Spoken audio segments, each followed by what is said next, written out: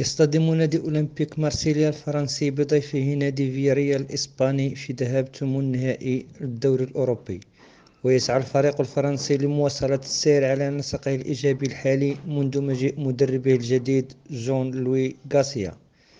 ولعب نادي مارسيليا 34 مباراة هذا الموسم حتى الآن، فاز فيها في 14 مباراة وتعادل في 12 وخسر 8 مباريات.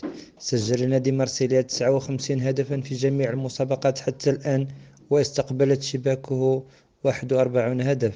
بينما لعب نادي فياريال الإسباني 34 مباراة هذا الموسم حتى الآن، وفاز فيها في 12 مباراة وتعادل في 10 مباريات وخسر 12 مباراة.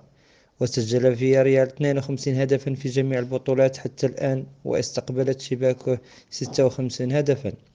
ومن المقرر أن تقام مباراة مارسيليا وفياريال يوم الخميس 7 مارس 2024 على ملعب ستاد فيلدروم معقل مارسيليا، ضمن منافسات بطولة الدوري الأوروبي لهذا الموسم.